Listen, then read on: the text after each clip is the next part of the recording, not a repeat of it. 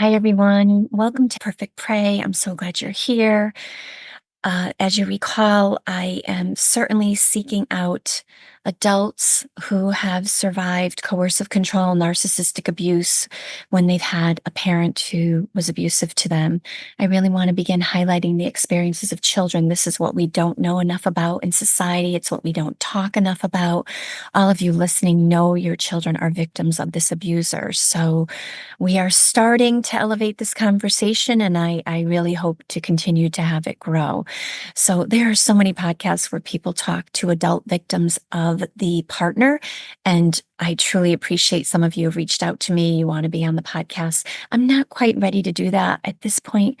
I really want to highlight what it's like to grow up in that family system. And when that parental subsystem is filled with harm because of the abusive partner.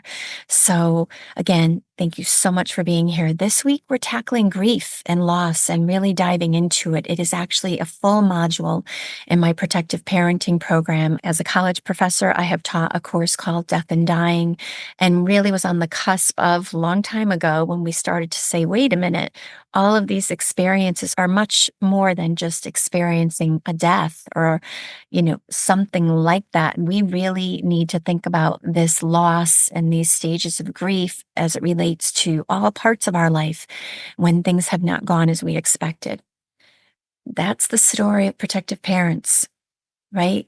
Protective parents come into a relationship loving someone implicitly, invested, trying so hard to make something work, even when really it's not working very well at all, and dealing with trauma bonding and, blind to the betrayal of all of these harms that are going on simply because what matters most is their family, is their children. And that makes total sense. That is just like what Sandra Brown from the Institute of Relational Harm talks about, these super traits, these wonderful traits that you will hear me talk about all the time, because it's also related to my own research study that I do have to get published, but in any case, about subjugation and this idea that, there are traits in us that are not necessarily codependent, but certainly set us up to be perfect prey.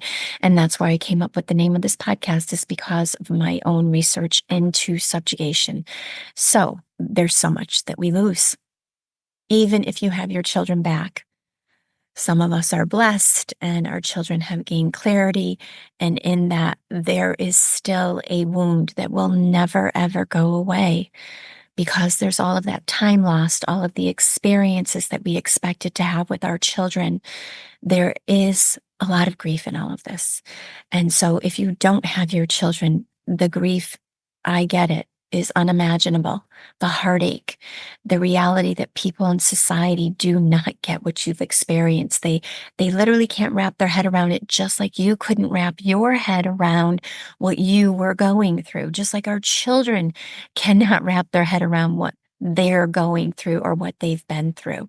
So there is a disassociation that occurs. It's easier to disassociate, and some of our family and loved ones and friends may disassociate. They may say, hey, that happened 5 years ago. Aren't you over it? And the reality is, again, that loss never, ever goes away. So I just wanted to put that out there. So I am really looking forward to talking with you about grief and loss. It is one of my very special aspects of the work that I have done with protective parents. It's this idea that there are things that we lost that we never even knew that we were going to lose. The family that we thought we were going to have, the friendships, the certainly the relationships with our children, with our partner that we no longer want this relationship with, right? There's so many things. So grief is our emotionally painful response to loss. The more significant the loss, the more intensely grief is experienced. I would like to say that this loss is probably one of the hugest ones that we could have. So it's a loss that, again, society doesn't recognize. It's a loss that's hard to explain. It's a loss unexpected. It's not what we plan for. I mean, sometimes we know someone's going to die, or we know eventually we're going to die. There's all kinds of aspects to this loss that make it extremely compound, meaning there's like a layering of it, and also very complex. We used to think of grief as, again, when someone died, but no one really talks about the grief that occurs when we have children who have been harmed by an abusive parent. Maybe you have a relationship with your children, but they don't want to go. Or maybe they've totally disengaged from the abuser and they never aligned with the abuser. That again is still a loss, because oh my gosh, they have such a significant loss, right? But it's not what we hoped for our children. Did any of us say, oh, I want my child to be abused by the partner I love? No, of course not. Again, I can't say it, besides it's mind-bending, in my opinion. It's really not fair to compare our suffering to other people's. But I do think that when you have a child living down the road, or you have a child who lives 20 minutes away or 2 hours away, and they're living with an abusive parent, or they're having custodial time with that abusive parent, or maybe they're aligned with that abusive parent, or they don't want to go, and you are having to get judicial involved, the family court involved, and you're being betrayed by that family court, there's really no way to explain it. And the problem is, if you haven't experienced it, you literally have no clue how painful it is. You have no clue how painful it is. One mom I have come to know recently had her children taken away for protecting them. For protecting them.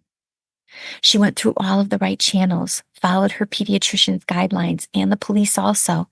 Yet the judge flipped custody and gave it to the one person who was accused of harming her children.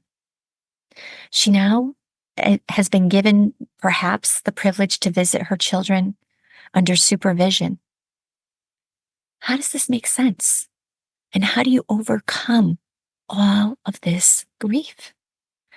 The only part that we can all agree upon is that when this mom spoke up, when she decided to say what she really knew was true, she was punished. So there's no reasoning behind this.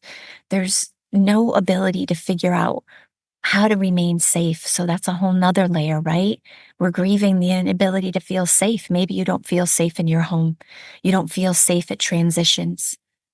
There's really the amount of complexities in this situation that creates an inability to just rest, an ability to feel peace, to find as much joy in the moments that we have. So what we know is that in order for us to heal, as Judith Herman talks about in her most recent book, Truth and Repair, really the only way to heal is if there is repair.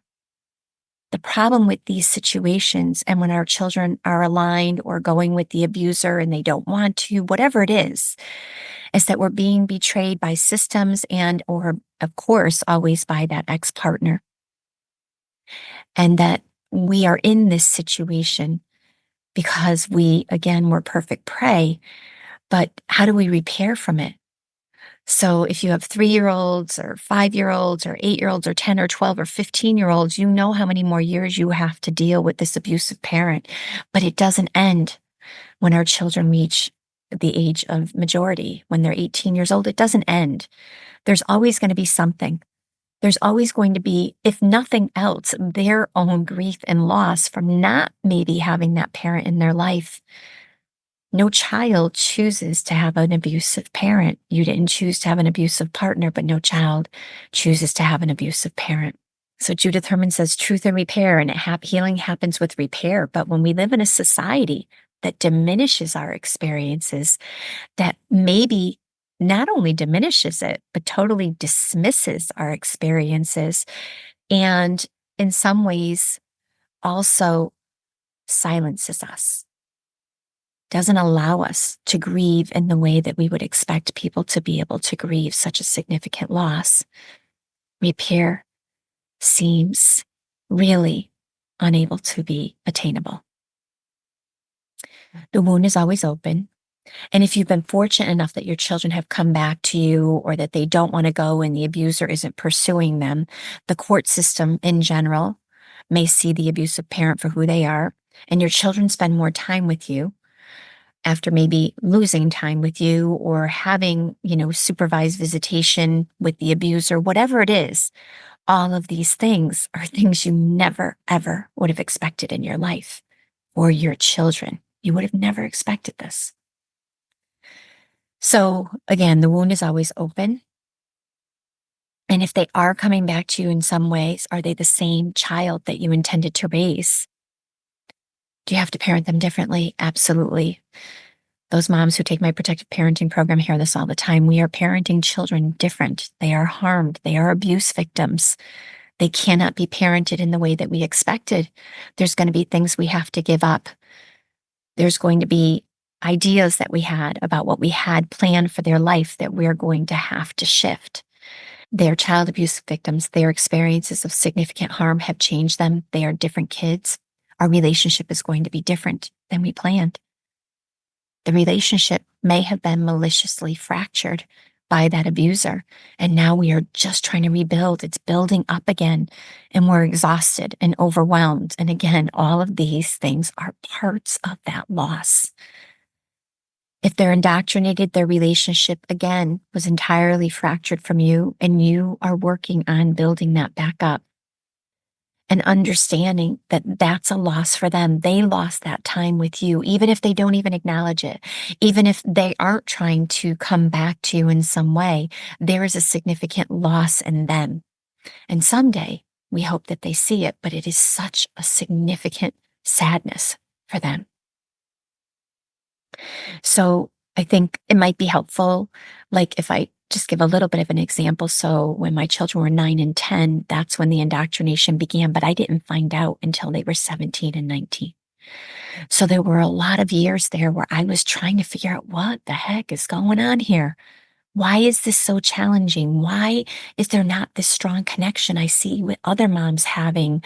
What is really the problem here? And of course, who did I blame? Over and over again, I blamed myself. I had no idea that he was covertly, maliciously fracturing their attachment to me. And that it was for him, like his ability to have power and control over them, that they were being abused. And so understanding all of the experiences of our children in these family systems and how harmful it is to them. I recall a particular incident where a client was telling me about her child having the aha moment. Like, wait a minute, maybe dad is the abuser. Maybe mom isn't crazy. And in that, the mom had such a watershed moment. She was just flooded with joy. And then after those moments of joy, and days of joy. Like she was just exhilarated. Her child finally got it. Her child felt safe with her, like recognized all of the manipulation, the gaslighting, the intimidation, and the isolation that had been going on for so long. And it was a court proceeding that really made the child see it clearly. That then the mom began to grieve all of those years where the child didn't see it, where her child was in so much conflicting pain. And so that's really like this grief and loss again is all encompassing. So I think thinking about how grandparents and family members might say things to you like, your kid's misbehaving. Why don't you discipline them differently? Why don't you have any control over your children? And they don't realize your children are victims of abuse and they've been living with this indoctrination or they've been dealing with having to go in a fearful state to this abuser's house. Of course, they're misbehaving. Of course they are. And so what do we need to do, right? And how do they repair? How do our children repair when they know that there's adults around them who are thinking that they're being disrespectful and really what they're being is in pain? That's what they're being. So oftentimes Again, these children are mimicking the abuser. They're role modeling the abuser's behavior. And as a protective parent, you're standing there and your mind is blown that you have to deal with this not once with an abusive partner, but now maybe twice or three times because of children. And understanding that this is their pain and that you get to grieve that. You get to grieve that your child even would say such a thing to you, or that your child would feel like they don't truly feel this, but that they would feel this need to project all of this hatred onto you. They are soldiers oftentimes. Sometimes I'm with protective moms and we talk like they are honest. Like, I just don't even like my kid right now. And it's an awful feeling to have. How could I not like my own child? Well, when your own child has been abusive, role modeling again that abuse that they learned, then it's easy to feel a lot of disdain. It's easy to feel that. And you're so overwhelmed and exhausted. Switch it around. Look at it and say, this is my grief. This is my child's grief that they don't even know they have. Switch it around. This is my child's pain. And when I'm feeling overwhelmed and flooded, the loss is so significant that my child hasn't had the experience that I expected to be able to give to them. So, thinking about all that you have lost, all of the dismissal and diminishing of your experiences, all of the betrayal, and can we get past it? I would say that I hear all of the time that when our children are able to gain the clarity, when they come back, when they start to see things differently, there is this ability to put a bandage on that wound. And it doesn't mean, again, that that wound never goes away. It is always there. But there is an ability to put a bandage on it and to nurse it, to give it the attention that it needs. Sometimes we're living our life, we don't even know we're grieving, right? I mean, that's why I'm doing this particular podcast. I want you to recognize this is heavy duty shit. This is grief. You have so many losses. And one of the things that I would suggest that you do, which will be very overwhelming, is to write down everything that you've lost. What have you lost because of this abusive partner? And then write down, what have your children lost? Because they've lost so much, so much. So, thinking about how grief and loss can be all encompassing, how it might be the root of some of your moods because of, again, ask yourself, what is my mood today? What am I feeling? Why am I feeling this?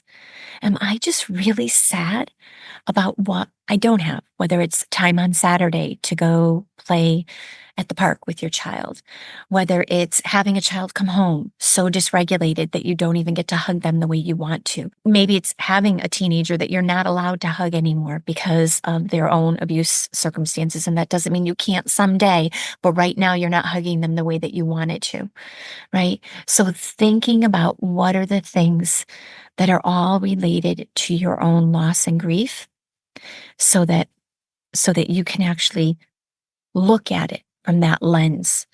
Of course, the overarching lens is coercive control. Of course it is. And then how did this coercive controller really project onto you all of this pain due to the things that they have done to harm you and your children? And most often, the biggest thing we're grieving is the loss of that attachment that we had with our child, the loss of their experiences as a child, the loss of our mothering, the ability to mother as we expected to mother. So I hope that's all helpful. This pain is immeasurable. The grief is immeasurable.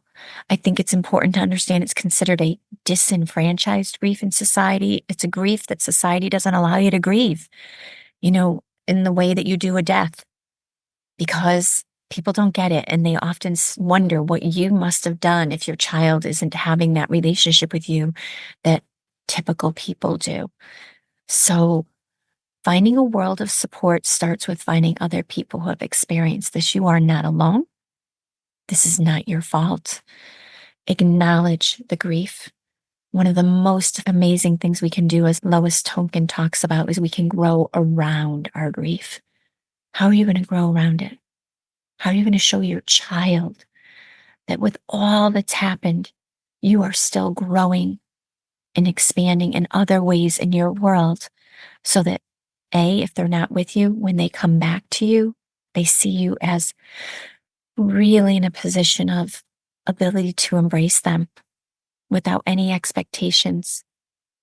How do you show your children that you're not broken by this abuser so that they can maybe learn that they don't have to be broken by this abuser? How do you show your children that you can grow around the grief so that they learn that they can grow around the grief? And in that, talk about grief and loss in your home. Begin explaining the loss of relationships, the loss of friendships, the loss that happens even when we remove ourselves from toxic situations. Begin having these conversations. Help your children to identify their own losses and griefs. This is so important so that when they are able to recognize this particular one, this humongous elephant in their lives, that they can actually name it. I hope you have a great day. Bye, everyone.